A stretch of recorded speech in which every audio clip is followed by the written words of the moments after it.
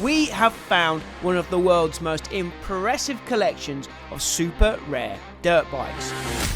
In this video, the man behind the awesome VMXdN Foxhill Event will be giving us a tour around this treasure trove of factory machines. And we'll also be getting the lowdown and the gossip regarding the 2023 edition of the world's best two-stroke motocross event. Okay, so I'm back here with the king of vintage motocross, Dave King, Mr. VMXdN, and we're in one of the best Aladdin's cave of dirt bikes that I've ever seen. You reckon this might be the best collection in the UK, right? Undoubtedly. In the UK, this is the biggest collection of genuine works machines. I think we'll start over there. Number 17 bike, Josh Coppins, I want to say 96. So this was the first year that Josh came over to Europe to race. As far as I'm aware, he paid for it himself. He wasn't, he wasn't paid for to ride then. This bike then was already a year old. So this had been used in the GPs the year previous in 95. Nice piece of history, conventional forks, but a full-on.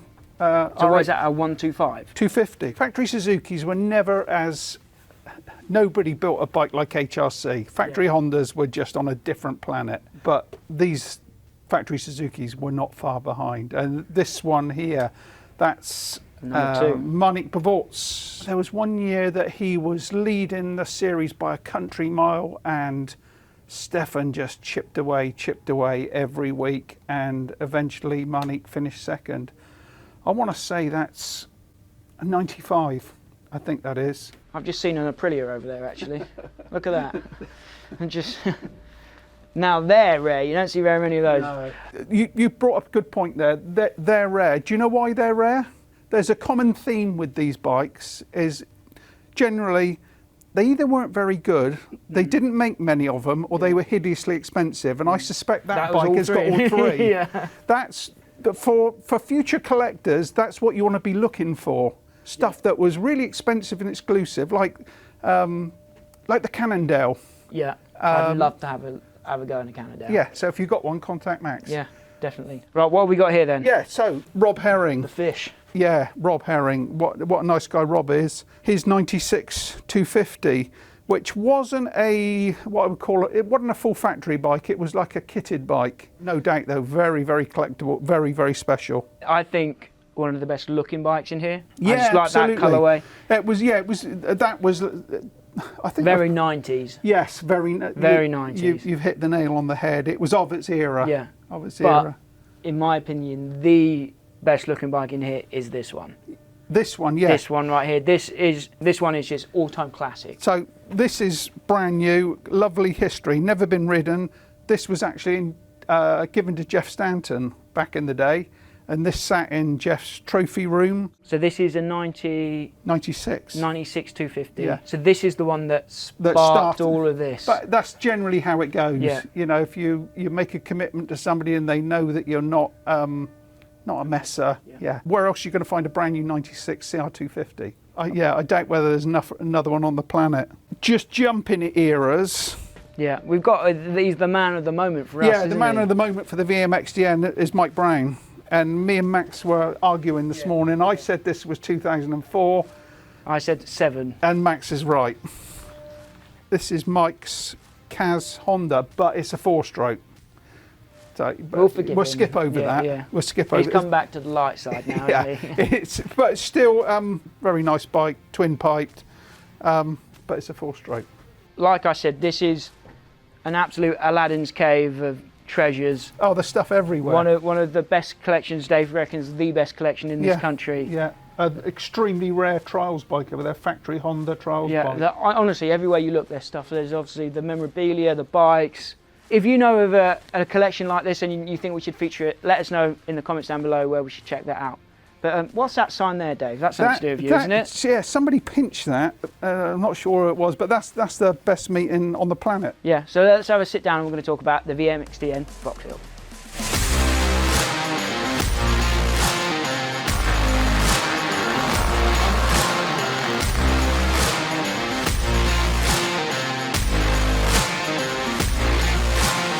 I Okay, Dave, so we've had a look at this insane collection, and I believe that some of these bikes are going to be at your event, VMXdN Foxhill in August, right? Yeah, most of the, in fact, all of the factory bikes will be at Foxhill's. All weekend long, yeah, you'll be able to come along, have your photo taken with the bikes, just have a good look round and be nosy and see, you know, how a works bike is different to a production bike. Tell us about this year's event then. Obviously, last year's event just went off. It was the best weekend of the year for us personally, and I think for a lot of people. It just can't be beaten. The kind of festival feeling, the vibes, the racing, everything about it was awesome. So how are you going to do that again this year?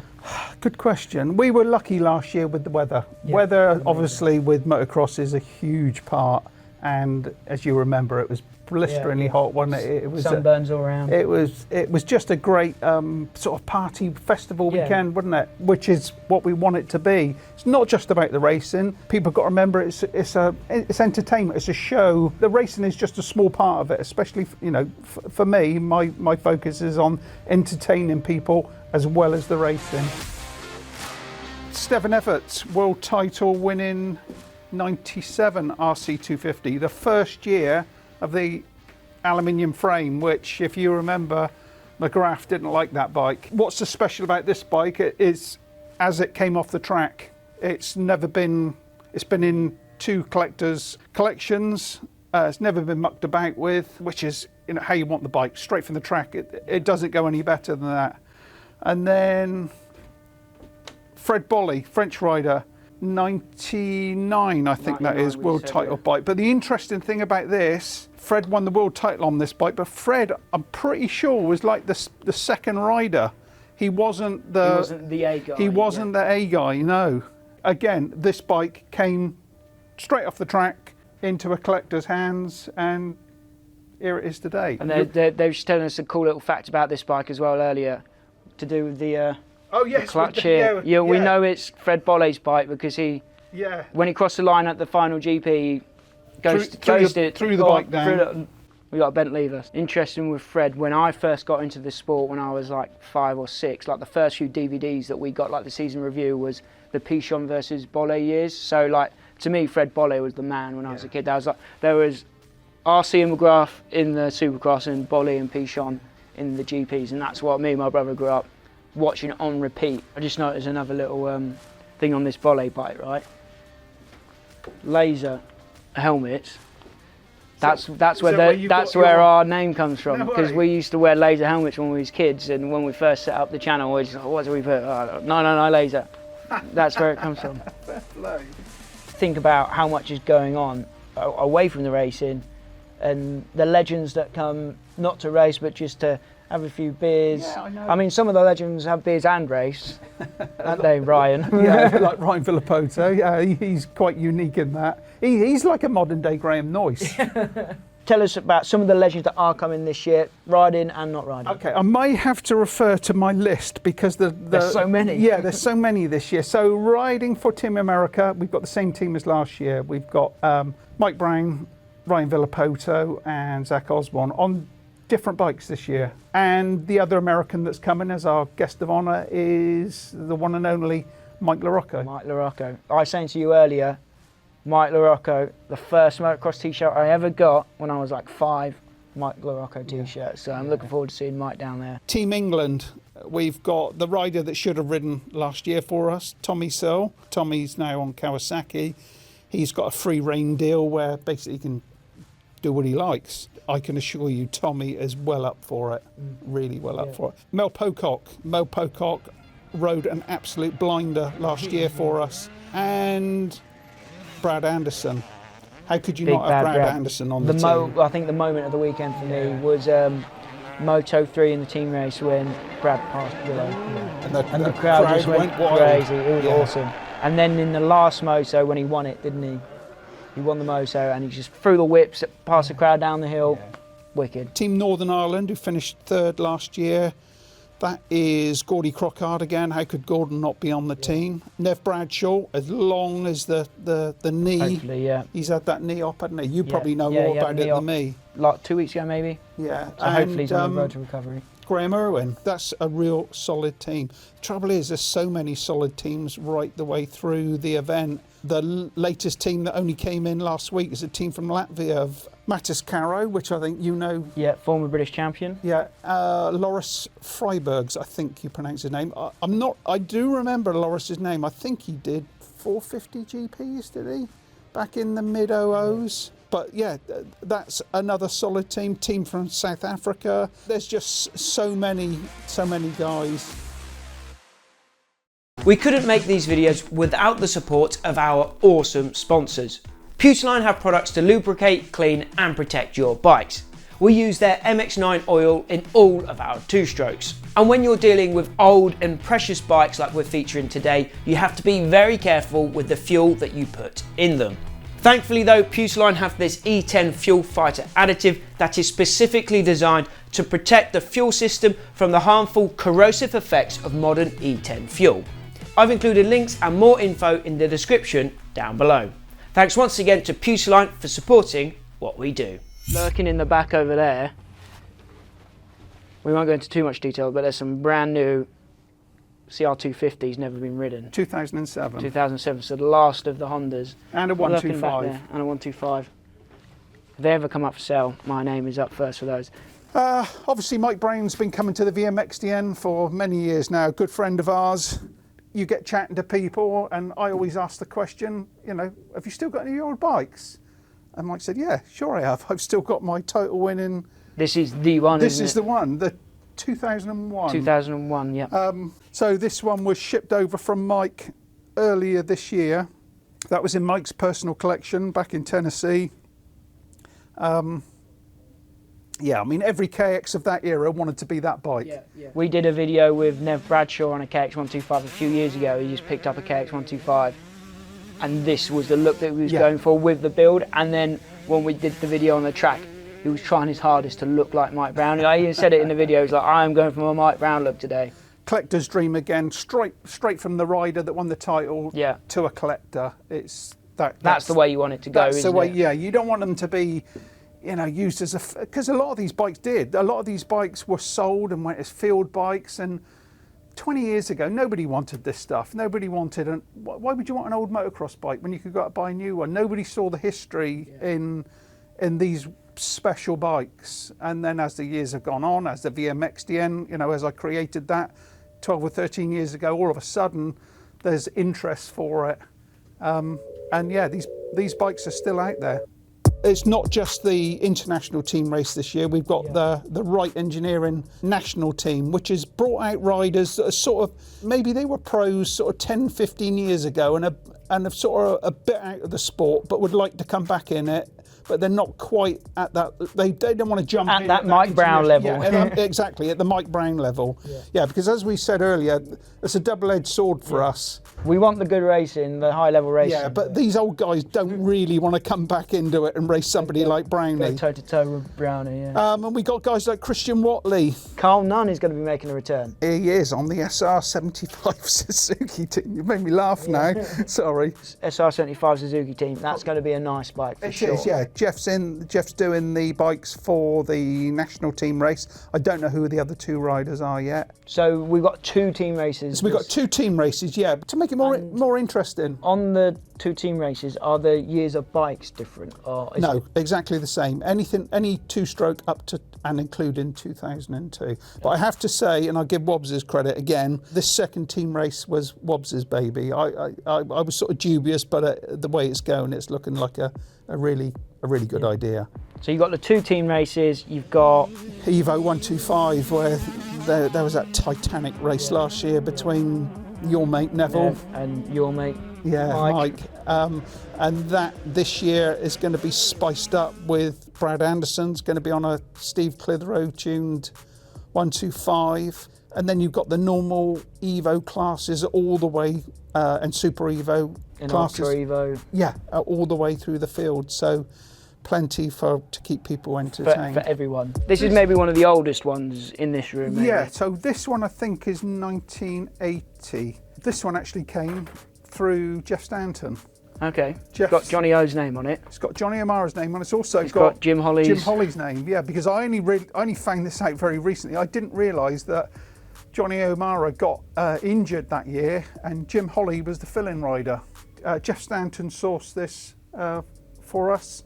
just a really, really nice Mugen Honda. You don't find them. No.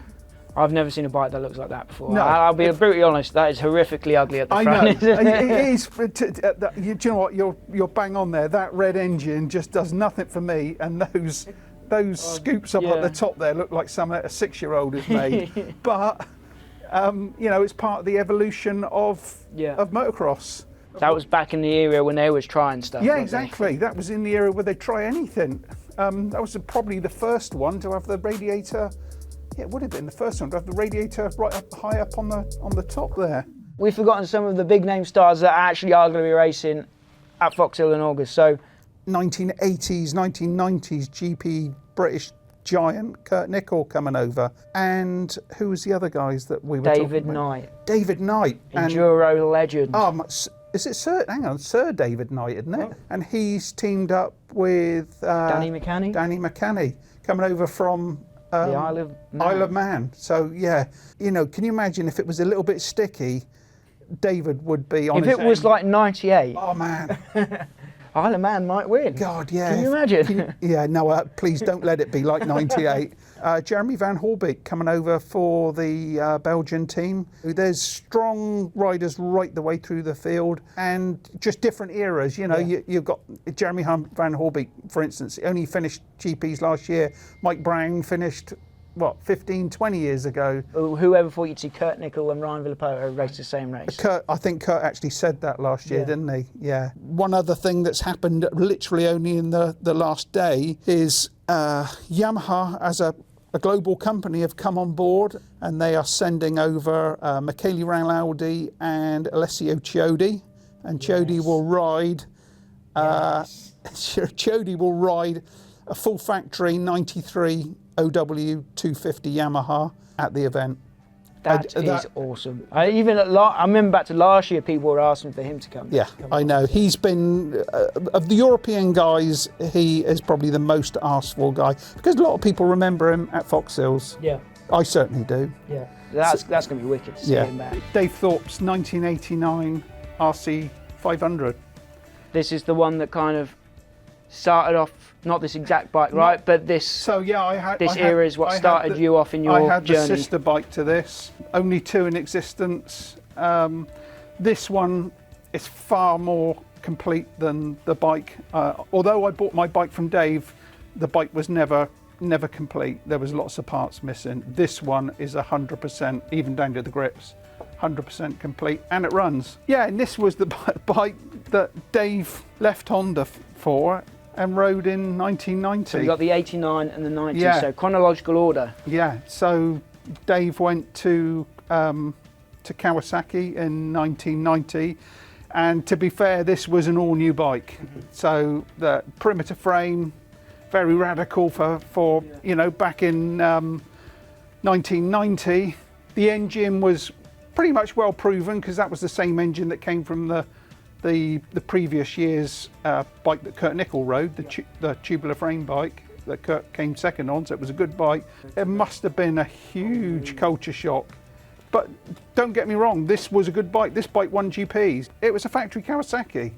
You know, it was a hand-built bike. To have them both next to each other as well, like that, is a very unique part of history that lucky enough to see here today. And now this one, we know all about this one. And of course you've got just the unobtainium, every collector's dream. Andre Malab's 1985 RC 500 that carried the #1 plate from the previous year. Completely original, down to tyres, everything. Just a complete and utter time warp. So we've got a full video on this one. So I'll leave a link to that in the description down below if you want to know all about this bike, how much it might cost, everything like that. Check out the link down below. Just some oddities that I picked up over the years.